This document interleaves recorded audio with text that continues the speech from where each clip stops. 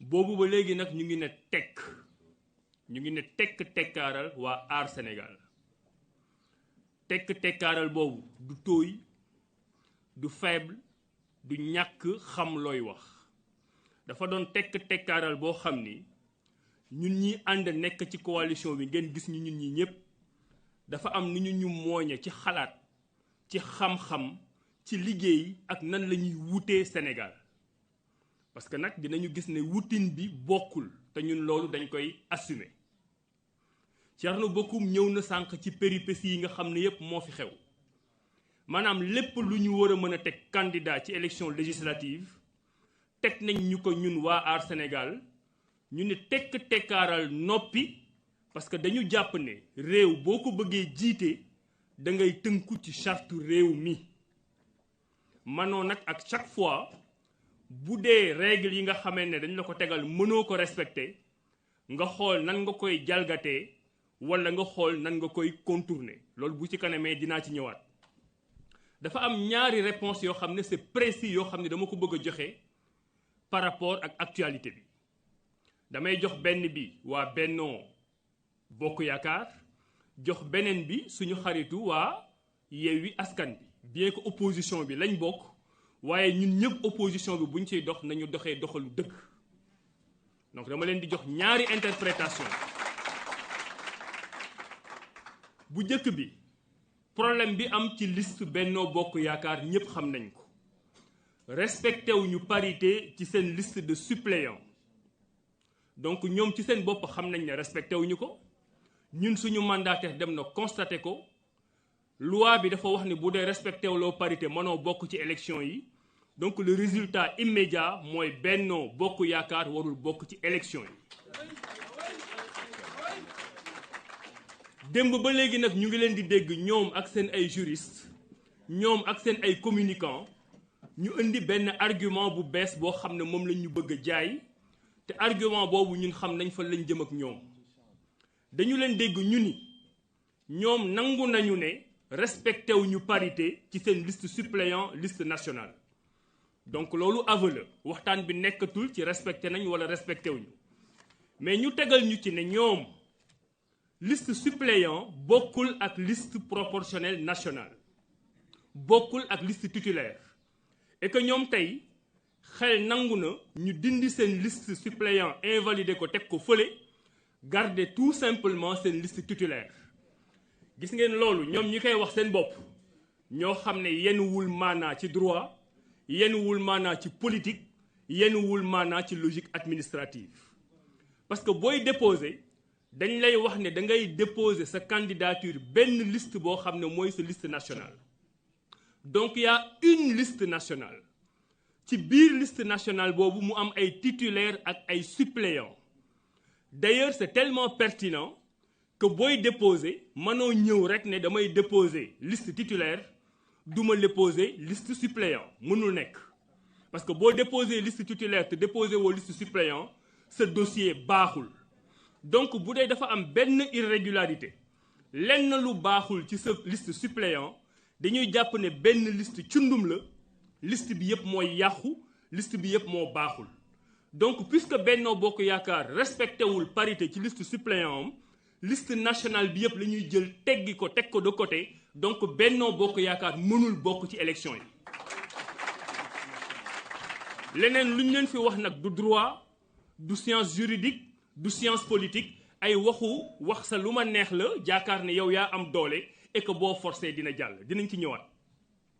beneen tontu bi ñuy tontu suñu xaritu waa Yewwi Askan bi ñoom aussi ni waa Bennoo def la ñu def ñoom nangul nañ seen bopp ne seen liste dafa am problème ñoom ñoo ko nangul seen bopp parce que dañu leen jox 3 jours comme ñun nit ñu ko joxee nee naa leen lépp lu fi dal keneen rek dal na Aar Sénégal ñun 16 notifications lañ am bu ma juumul 16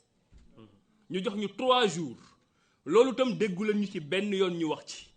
dañu ñu loi bi nee na seen 16 yii dafa am ay problème mu inéligibilité dafa am ay problème mu date dem leen lijjanti ko li ñu daj ci ñetti fan yooyu entre Ziguinchor Podor Matam ak fépp foo xalaat ci Sénégal waxuñu ko kenn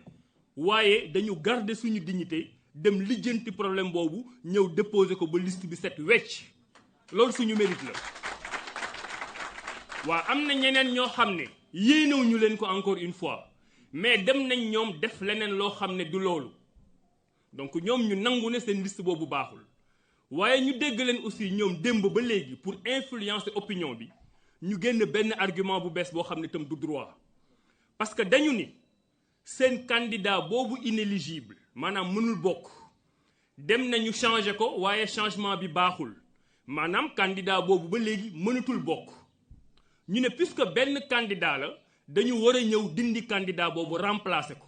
donc candidat bi moo baaxul waaye liste bi day continuer baax demewul noonu parce que loolu ñuy wax dafa fekkoon ne mayeeguñu leen ñetti fan yi nga xam ne ci la ñuy changer seen liste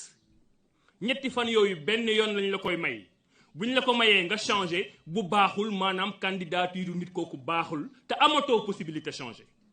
puisque candidature boobu baaxul te amatoo possibilité changer te kooku puisque baaxul dañ koy seppi ci liste bi sa liste dafay incomplète donc puisque la liste elle est incomplète elle est irrecevable donc angle d'attaque bi ñu jël ñoom naan du problème mu recevabilité liste mais problème mu inéligibilité benn candidat la du angle bu baax parce que irrecevabilité liste bi c'est pas une conséquence immédiate c'est une conséquence différée qui résulte du fait que candidat bi boo ko seppee liste bi dafa incomplète te liste bi bu incomplété boo demee ci code électoral bi dañ lay wax ne la baaxul donc suñu xaritu Benno Bokk Yaakaar ñoo yor pouvoir ñoo yor doole mais nañu xam ne ndogal dal na seen kaw ñu nangu ko suñu xaritu opposition bii di nekk te opposé wuñu ak ñoom nañu xam ne ndogal dal na seen kaw ñu assumer ko ñun waa Aar Sénégal comme ni mu ñu ko yoon may na ko ñépp ku mu neex demal direction générale des élections nga xool suñu liste nationale demal direction générale des élections nga xool suñu liste départementale bu dee am na ci lenn loo xam ne yoon dafa wax nañ ñu dindi ñun Aar Sénégal bu ñu bokk ci élections yi may nañ ko ñëpp. li ci topp nag moom mooy dossier yi ñuy wax warul woon sax yegg cour constitutionnel parce que bi ñu gisee ne liste département wu Dakar Yewwi Askan bi dafa am problème waa direction générale des élections ñoom ñoo jël benn acte invalidé liste départementale boobu ñooñu acte boobu la ñuy jël dem conseil constitutionnel man de yëgaguma décision wala acte bu direction générale des élections jël pour wax ni waa Benno Bokk Yaakaar seen liste suppléant am na problème foofu la ñu war a commencer ñoom administration ils doivent constater que liste bi am na problème ñu rejeter ko bu ñu ko rejeter ñooñu bu ñu d'accordul ñuy door a dem conseil constitutionnel même chose la ñu war a def ci liste Yewwi Askan bi nga xam ne seen changement bi baaxul dañ ko war a rejeter balaa ñooñu di dem ci conseil constitutionnel gis nañ nag ne ñu ngi nekk di xaw a hésiter jëlaguñu décision bi loolu mooy indi ci li nga xam ne ci laa jëm plus tard conseil constitutionnel dañu am benn message bu ñu leen di yónnee parce que tey dégg ngeen coow li nga xam ne moo fi commencé jib ñun ñi ñu ci bëri dañoo jàng droit ba am ci lijaasa yi gën a kawe ñu respecté ñi nga xam ne dañu nekk conseil constitutionnel nekk ay juriste am ay lijaasa ñu respecté leen lool parce que ëllëg bu ñu jëloon réew mi c'est une institution boo xam ne dañuy liggéey ak ñoom te c'est une institution boo xam ne dañ koy respecté waaye nag ñoom dañu dalalul suñu xel parce que saa yu problème amee ci question politique li nga xam ne mooy yàq climat politique bi ci conseil constitutionnel boobu lay jóge du ma nettali li fi xewoon yëpp ci Sénégal benn exemple rek laa leen di jox pour wan leen fi nga xam ne fa lañ jëm président de la république bi fi nekk mooy président Macky Sall moo ànd avec son juriste Ismaïla Madior Fall ñu proposé ñu référendum en 2016 wax li fi amoon yëpp bëggatuñu mu amaat ci Sénégal ñu ne pour que li fi amoon bañ a amaat ci Sénégal dañuy dugal ci constitution bi li ñuy woowee clause d'éternité maanaam ay ponk yoo xam ne boo ko defee ci constitution Sénégal kenn mënatu ko changer lu dul da nga indi beneen constitution mooy mu ngi mel ni tey nga am sa kër nga jël kër bi jox ko ay gardien boobu ñoom ñooy conseil constitutionnel nga ne leen néeg bii mën nga fi dugg douche bii mën nga fi dugg salon bii mën nga fi dugg waaye am na ñeenti néeg yoo xam ne mënoo fa dugg ñeenti néeg yooyu mooy article 103 constitution bi ñu ne clause d'éternité lépp loo xam ne mooy forme républicaine de l'État kenn mënu ko laal buntu buñ dul tijji la.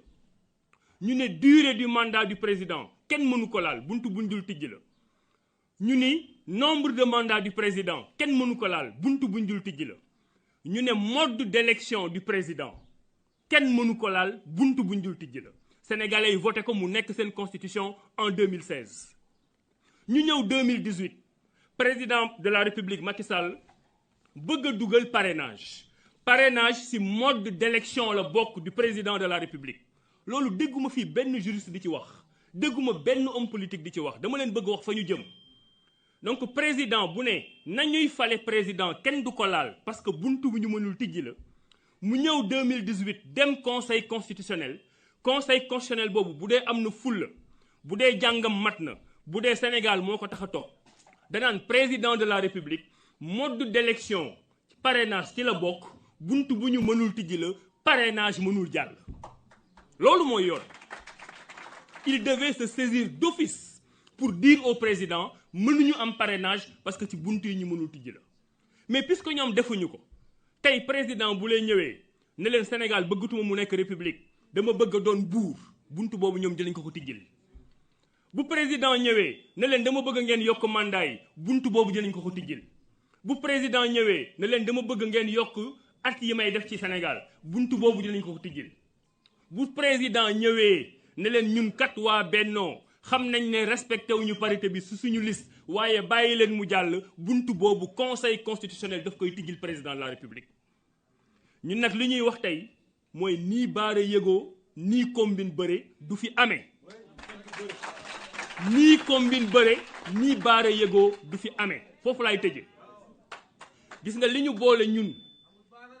ñun waa Aar Sénégal ak Bennoo Bokk Yaakaar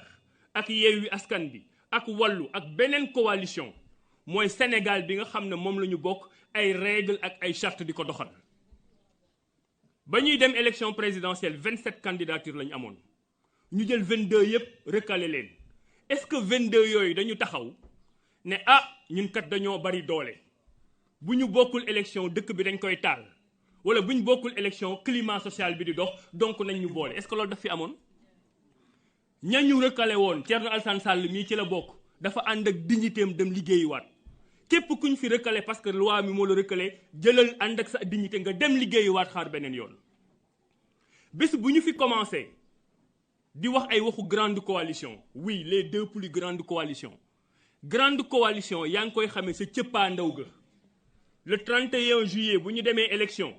le 1er août résultat yi génne ki jël P c'est une grande coalition ki jël 2 c'est une grande coalition tey xamul kan mooy grande coalition ak mooy kuy petite coalition. respecter loi boobu moo tax am na ñoo xam ne amoon nañu xalaat waxuma rek dem déposer amoon nañu xalaat bokk ci élection législative yi demuñu parce que amuñu 15 millions loi moo leen tënk. ña am 15 millions dem ñu rejeter leen loi moo leen tënk ñi ñu téye ci parrainage loi moo leen tënk léegi pourquoi ñépp war a respecter loi ñun gisu leen ñun condition ñun ñi fi nekk yépp ay kilifa lañ xamu leen yan condition la ñu defee suñu parrainage. dañ doon jibi jóge suñu bureau 7 heures du matin 11 heures du matin ñëpp dajalewaat pourquoi parce que dañu bëgg a respecter charte Sénégal ku keneen defee leneen nag ba respecté wul charte Sénégal ñu ñëw nañu non parce que léegi dafa war a am paix sociale Sénégal stabilité ñàkk stabilité ak paix sociale mooy 17 millions sénégalais ànd takk ay charte yow nga ne respecté wuloo charte boobu parce que yow da nga am doole. loolu mooy sërëxal réew ma tëj. gis nga loolu bu ñu ko fi defee seen liste yi bu ñu ko baare yëgoowee combine bëre ko conseil constitutionnel def ko ba ñu jàll et je mesure bien li may wax ëllëg Sénégal ku mu neex nga sàcc bu ñu la jàppee nga ne damaa xiifoon moo tax ma sàcc ku mu neex boo demee élection législative ñu gañe la nga ni man dama am doole damay créer sama assemblée nationale siégé ku mu neex ëllëg boo demee élection présidentielle bi ñu gañe la nga ne maay président nga def sa gouvernement parallèle ku mu neex parce que nag bu dee doole mooy wane ne da nga war a respecter loi wala waroo respecter loi loolu Sénégal bindoowul noonu 53 yi nekk ci liste Bennoo ak 53 yi nekk ci liste Yewwi gënuñu 53 yi nekk ci yeneen liste yi fii amul kenn ku fi indispensable dama ne la koo fi teg yóbbu ko assemblée nationale mu doxal assemblée nationale yu gën yi fi nekkoon te ñooñu ñoo nekk ci liste Aar Sénégal nii combine bëre nii baare yëgoo respecté loi dëkk bi ma terminé Benno Sénégal Benno Bokk Yaakaar ñoom nee na ñoom ñoo yor doole te xalaatuñu benn moment ñu dem élection sans ñoom pour lan xam nga lan la ñu ragal te ci lañ jëm bu Benno Bokk Yaakaar demul élection ça veut dire que opposition mooy majoritaire assemblée nationale ça veut dire que opposition mooy am premier ministre ça veut dire que seen prochain gouvernement mu ngi nii toog ça veut dire que dañu Macky Sall jeex na ci foofu nag lañ jëm jërëjëf wa salaam.